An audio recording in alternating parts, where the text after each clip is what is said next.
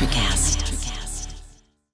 This episode is brought to you by Shopify. Whether you're selling a little or a lot, Shopify helps you do your thing, however you cha-ching. From the launch your online shop stage, all the way to the we just hit 1 million orders stage. No matter what stage you're in, Shopify's there to help you grow. Sign up for a $1 per month trial period at shopify.com/special offer, all lowercase. That's shopify.com/special offer.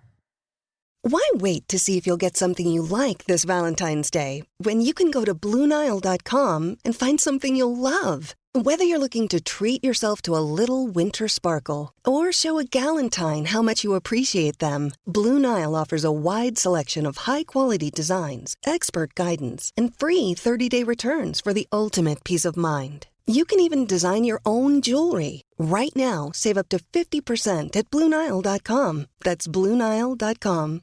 On this episode of Missing the Point, we'll dive in and react to Marcus Smart signing a 4-year, $77 million max contract extension to remain with the Boston Celtics.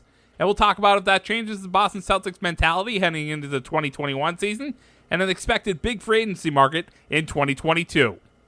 This is Missing the Point, episode 79. But it's all relative.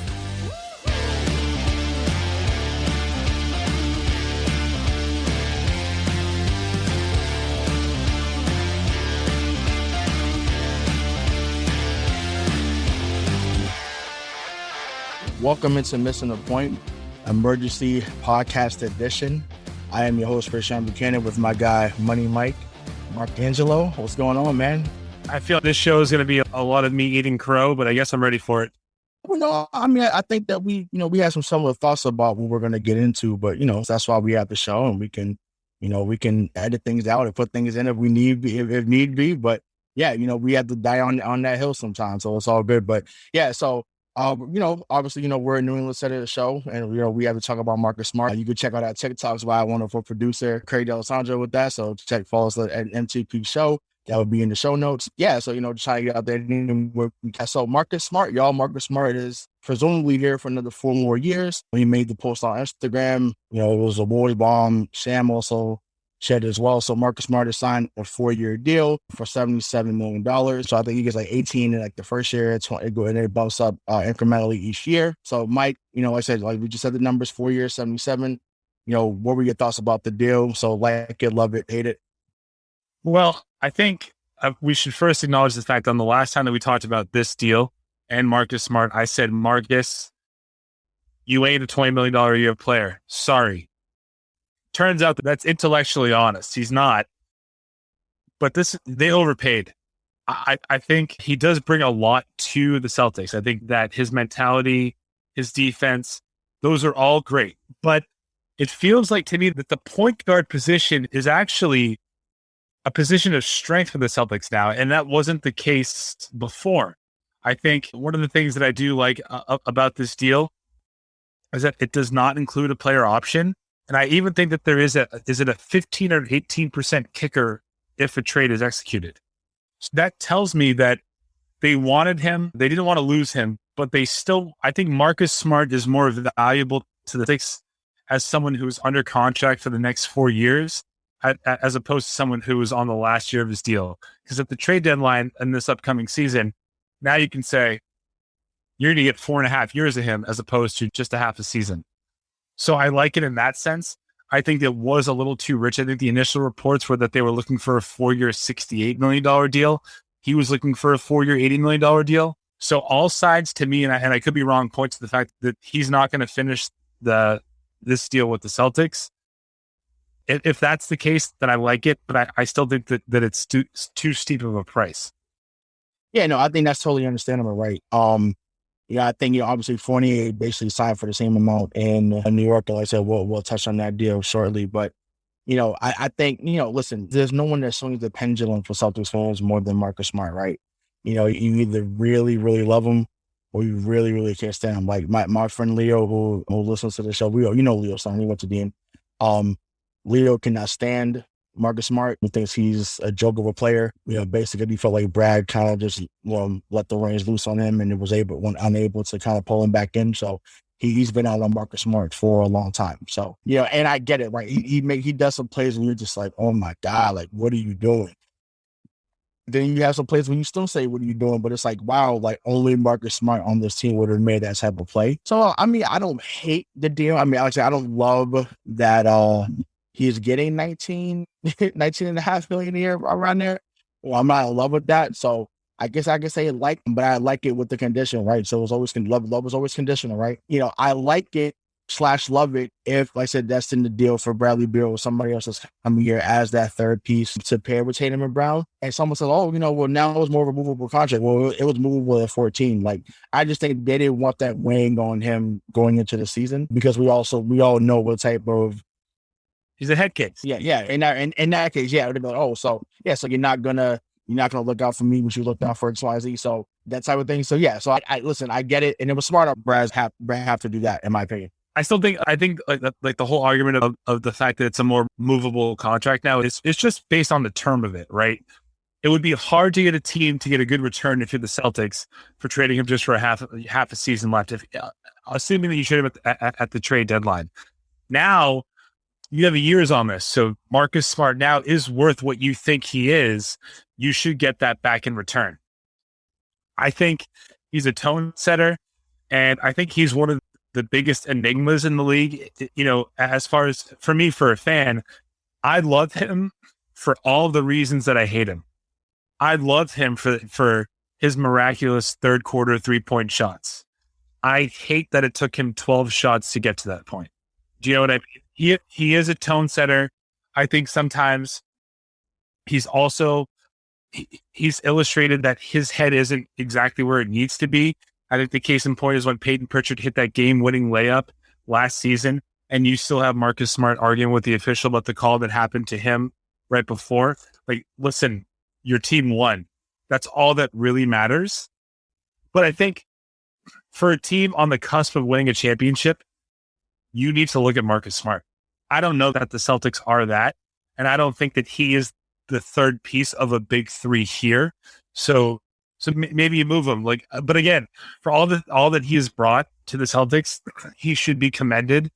But I think we've outgrown him, or he's outgrown us. I think we outgrew him as far as thinking that we kept him in a box, right? It was like, keep him on the bench, sporadically he'd get you 4 or 5 threes.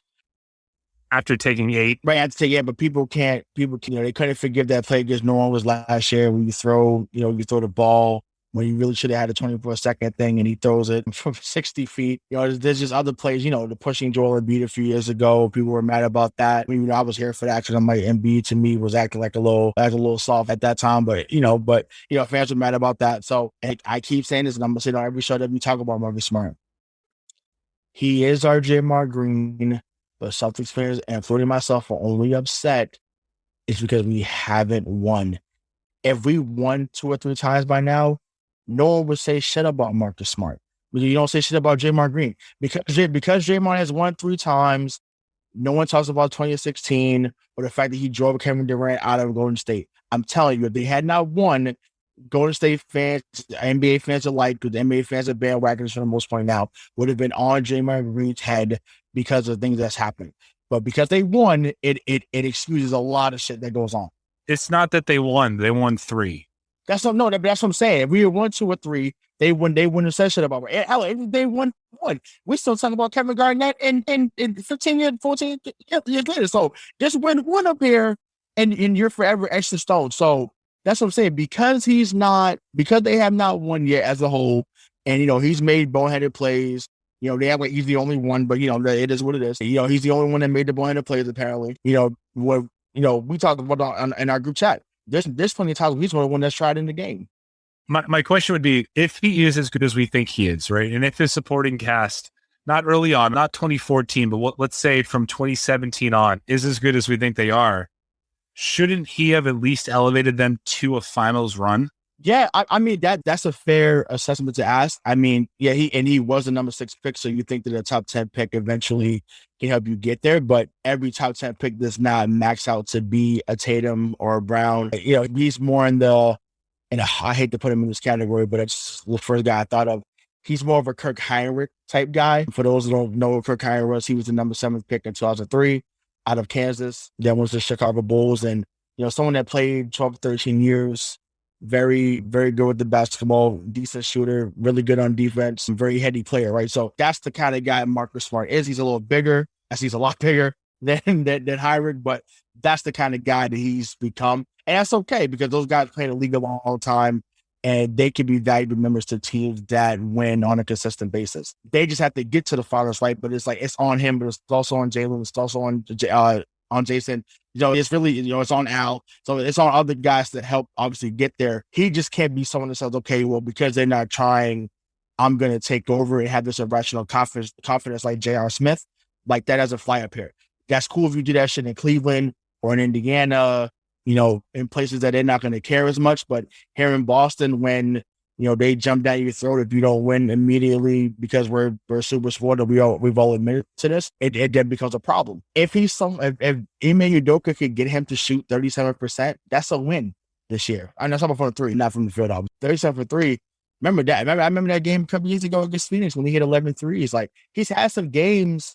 He's already in the top 10 of Celtics made threes. Top 10. Not, you know what I'm saying? So that's legit. Like, top 10, like, he's going to pass Antoine pretty soon. So I'm like, yo, like, this is someone that's gotten increasingly better as a shooter every year for the most part. Everything that you just said tells me that he's not as good as we thought he was, or he would just be better suited somewhere else. So here's what I think, and I could be complete, and please roast me if I'm wrong. I think had they got to a finals, he would have been the reason why they won the finals, right? So he could be a Cedric Maxwell type.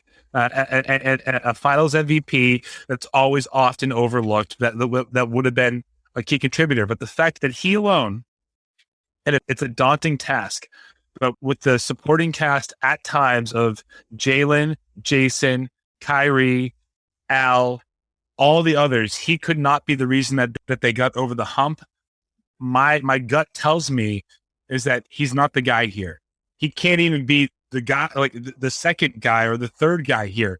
Now, are you like, if you add him to a team like the Lakers or like Miami or like someone like that has a rock solid core that cannot be thwarted, then yes, I think he would be the perfect piece here. I don't have any personal relationship with Marcus, so I want to say that first. I think he's still struggling with the fact that he's not the third member of the big 3. And I think that's plagued him over the last couple of years. So this contract is good for him. Great.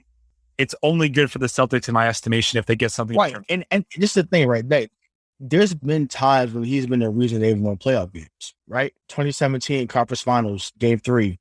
They're down 2-0. They're getting smacked on the road. In Game 3, I think is already down. IT was hurt already by that time in the series. They got blown out Game 2. He hit 7 threes in Game 3, and they win on the Avery Bradley game winner, right? But they won because Marcus Smart balled out that night. Last year in the bubble game, I think it was Game 2. He hits 5 threes in the third quarter against Miami to bring them back. Yep. No, that was against Toronto. Yeah. So I'm just like, this moment, and I'm gonna say there's more that comes to my mind. Like I just talked about 11. Shooting like threes against Phoenix, that was in the regular season, but there's moments that he's had, even against Philadelphia, right? I remember getting that steal at the end of the game. I think on Ben Simmons, like at the end of the game, for them to clinch the series. So there's other little moments that he's had that, he brings certain intangibles to the team. The problem is his good hasn't outweighed his bad lately, and that's why fans are just, like Leo and some other I know just over it, right? However, his best moments have come where he's been the primary guard. So, and I think he's been clamoring for that, right? He's been clamoring, look, I could start. Like, and I brought this up, I think, on the show we did with Jose Pavone, and, you can find it in the show notes. Thanks, Craig. We talked about how when Marcus Smart was inserted to the lineup a few years ago, I think it was the 2018, 2019 year, the year that, we didn't get past the second round, but they were 10-10 and, 20 games into the season. Brad says, okay, you know what? We're going to start Marcus next to Kyrie. And, took him off the point guard responsibilities. And that team immediately won 8 straight, right? So he can get you 6 to 7 assists a night if he's locked in. But I think that's on Ime. That's on, the whole Damon Stoudemire. That's on this new coaching staff to say, hey, this team functions better when you're being that playmaker. Because he's still the best playmaker on the team. People can say what they want about what Tatum and Brown do, and I get that. Tatum and Brown have to be better playmakers in order for this team to function at its highest level. That's not the debate. We get that. But number 36 guard from Oklahoma State, from Texas, he is our best playmaker. So deal with it, honestly. Deal with it at that moment. But my question to you, though, is even in that scenario that you just outlined for us, where he played side by side with Kyrie and they won 8 straight after starting 10-10, he's still not the third option. Right, but he doesn't need to be in this regard. And I understand that he may want to be, but once again, that's on Ime. You have to say that, hey, man, like, it was better. If you could get us 12-6, I'm fine with that. But not looking to shoot to get 17-5, 18. You don't need to be what Hayward was. You need to be you. So if you can get 12 points, 6 assists, 4 rebounds, 2 steals, that's perfect for us, because Tatum and Brown will get you 20 a night apiece. That's in there. And truth be told, even Al Horford, people will say about Al Horford's loss. Hey, when he was down there at Oklahoma City last year, before they sat him down because he was helping them win too much, he was still getting what he averaged his whole career, which is 15-7. He was still getting that. So you can still pencil him in for that. And he's also, he becomes a secondary ball handler, because he's someone that can pass from the top of the key, someone that can see over the double team. So they're going to be better with assists. Clearly, they're emphasizing that, because they're talking about that at Summer League. I know, and once again, I know it's Summer League, but to get a bunch of young guys that are fighting for an opportunity, to have them pass the ball and get 33 assists in the game, lets me know they're preaching from the first man to the 20th man. Move the ball, or your ass is not going to play on this Boston Celtics team. So, and Ime Udoka said it in his press conference, you were 28th in ball movement. That's going to be a point of emphasis. So, if the proof is in the pudding so far, even with the Summer League team, and I think it's going to seep right into what we're going to see in training camp and going into the regular season. So that's just where I'm at with that. But like I said, listen, Marcus Smart as a playmaker really is the best version. Like that's the best version of him, and that would be the best version of the Celtics team if he's leading that in that regard, until you find something better. So for this team right now, how it's currently constructed, he's the guy for that job, regardless of what people think or not think. He's still a hell of a defender when he's locked in. And he had I think he had COVID last year. He had that leg injury or whatever. So there was things that he was hampered by. The whole damn team was hampered by injuries for the most part. So hopefully we finally get to a point this team can be freaking healthy and function at his highest level. Gun to your head though, Ray, was this contract more about keeping him a Celtic or making sure that the return that they get on a trade for him? Both. It's both. I think it's both. Yeah, I think it's both. Which way do you weigh though? Like, again, does he finish out his term here, or is this to make sure that they get what they actually think they deserve for him?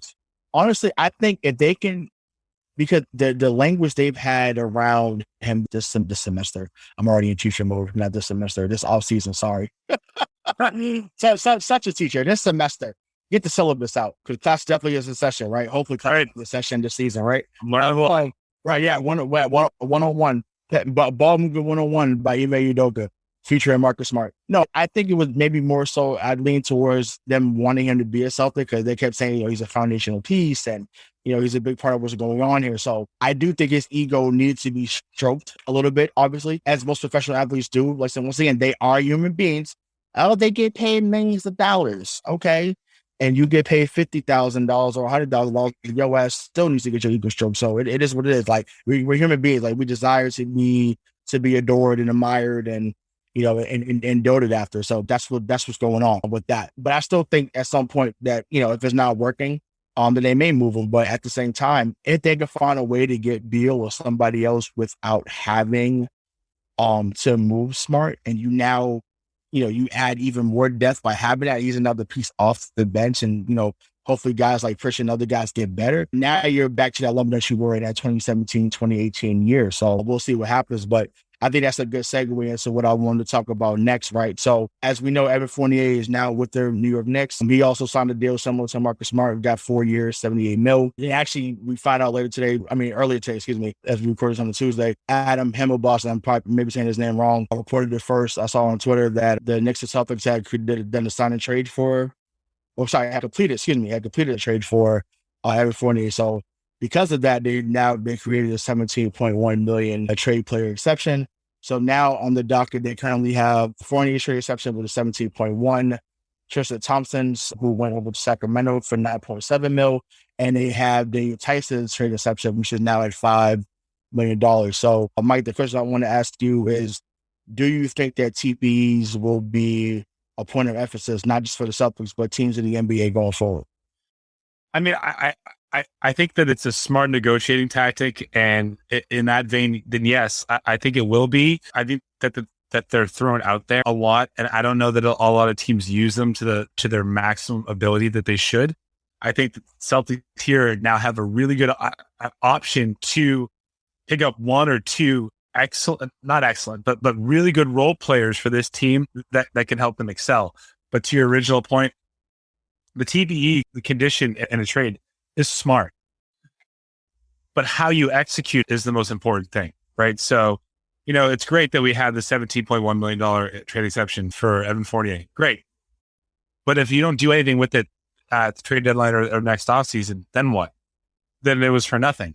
So I think, in my opinion, the fact that they executed this shows me that the franchise has faith that Brad will do something with it, because they wouldn't have tried, they wouldn't have done this if they didn't have a next step in motion. Do you know what I mean?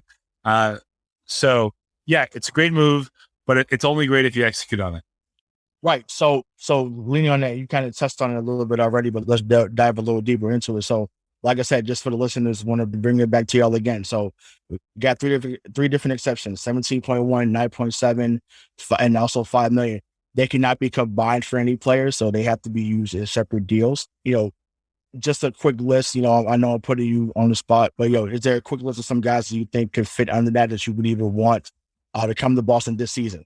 Yeah, I have two. And so the reason why I was really thinking about this, my main focus for this Celtics team is based on all the inefficiencies that we saw last year, which was bench defense and scoring. So in that vein, for scoring, I think Joe Ingles. I think he's a great fit for this team. Utah is already way above the luxury tax, so they have to offload salary. So it would behoove them to do it. Ingles averaged 12 points a game. I think 3 rebounds and 5 assists last year. So bench scoring, that's perfect. That's what I would do. And in terms of more of a defensive force, but with offensive prowess, I'd love Kyle Anderson.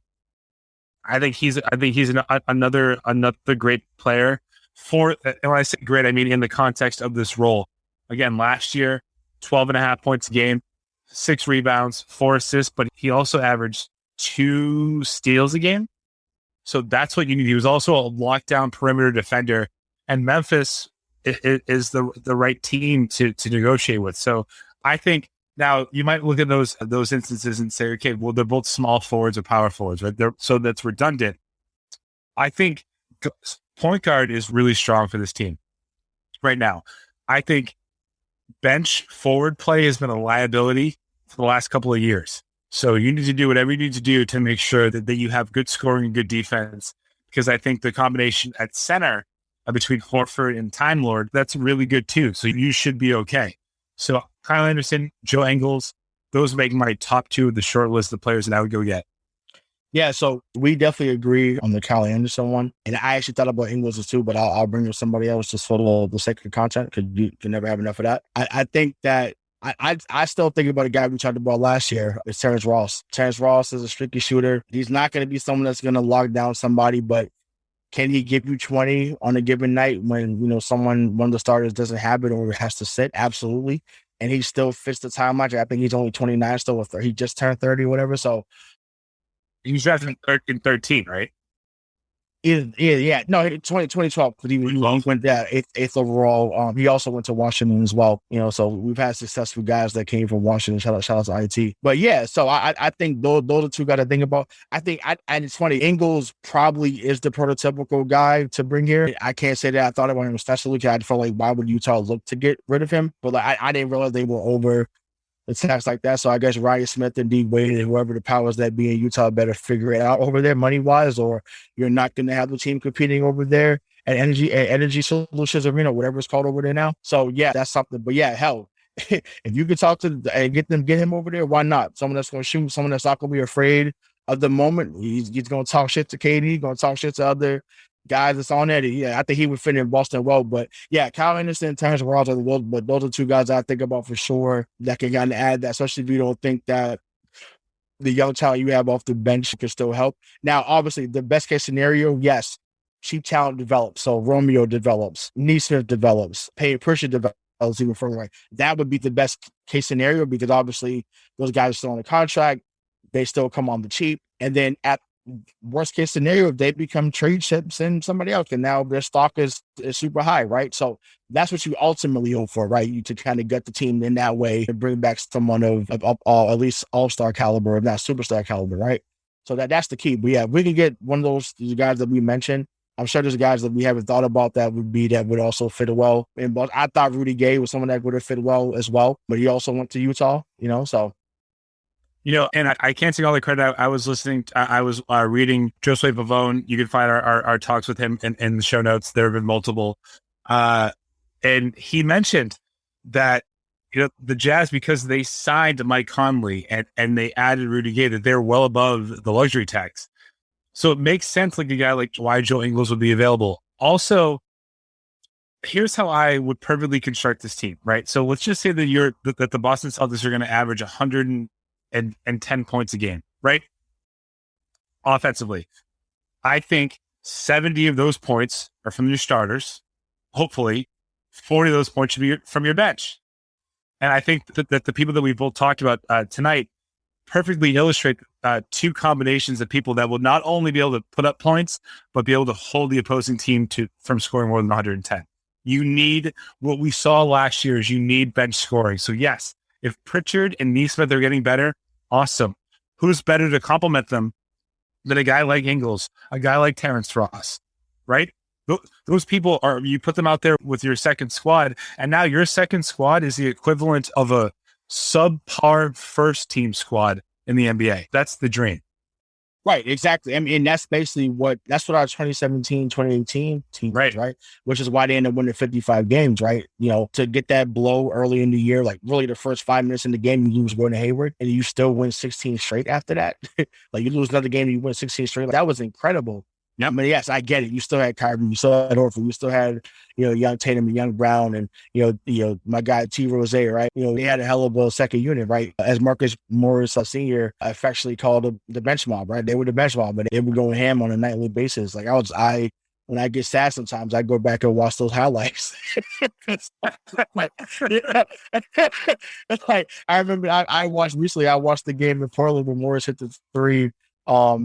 Over, I forget who it was over, but I was like, man, and I know once again, Marcus Morris used to drive folks crazy too, but I'm like, he occasionally would get you 30 or get you 25 with someone else who wasn't doing something and he brought an edge. Like we've lost that by losing to certain guys. We've lost them the last few years, even Allen included. Like people say, he's, soft spoken and, some guy on, one of these radio stations called him Average Al. And, once again, I don't want to burn any relationship, so we won't put names out there, but friend of the show. Yeah, friend of the show. Initials are LM.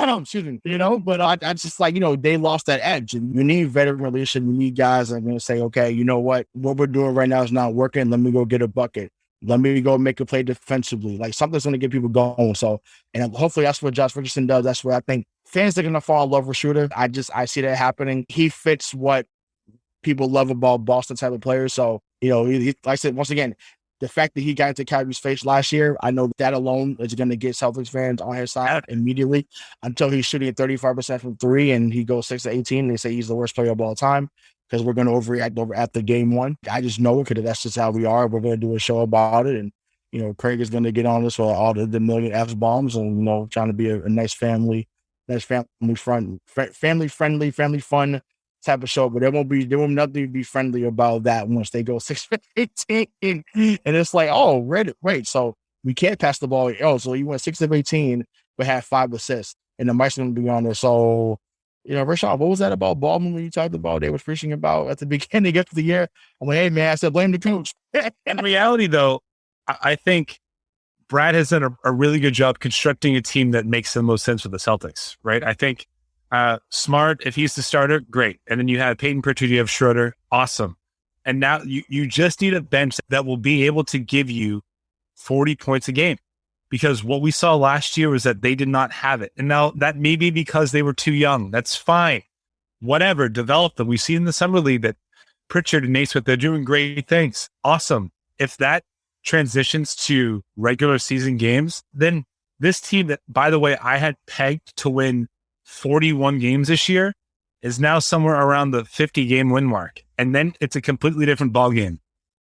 But you need to solidify the defense on the bench and you need bench scoring. If you do that, then it's a completely different conversation.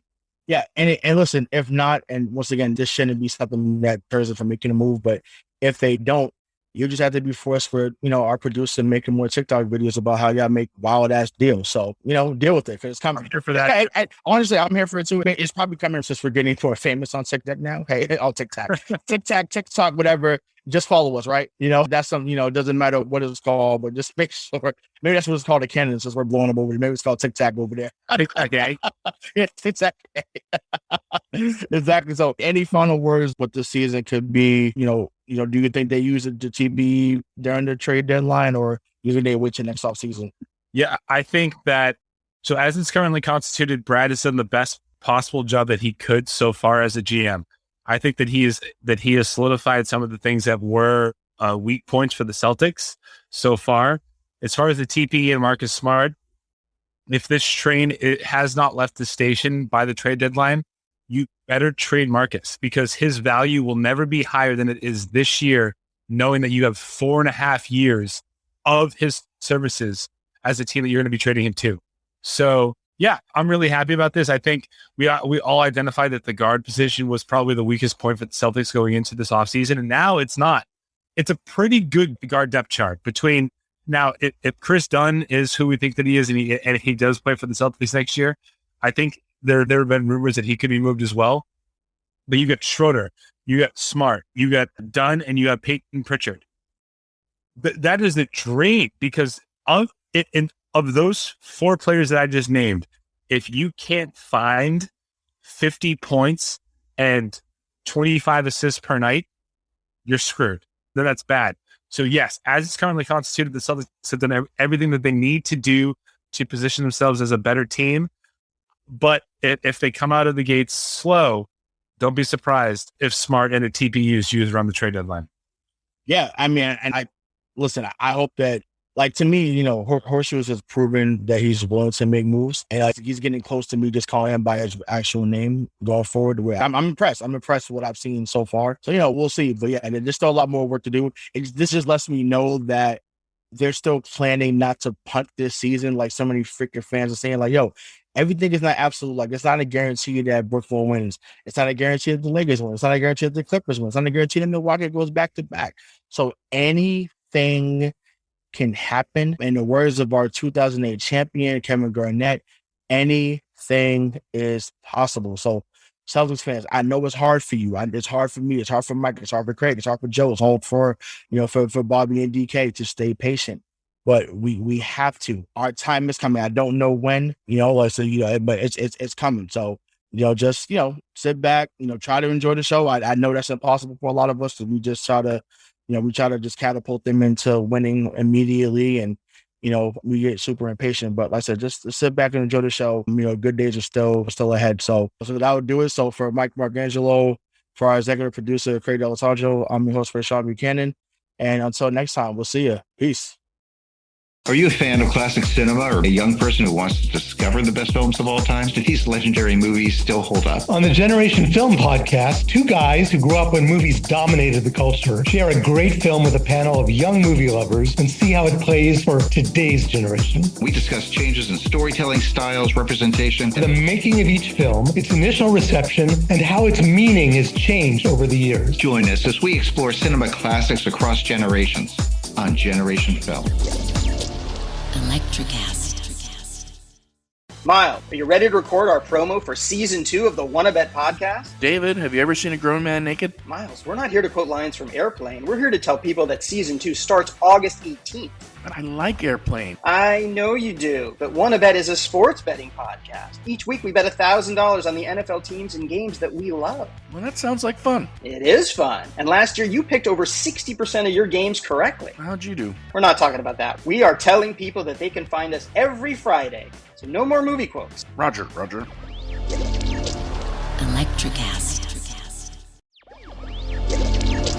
Electricast.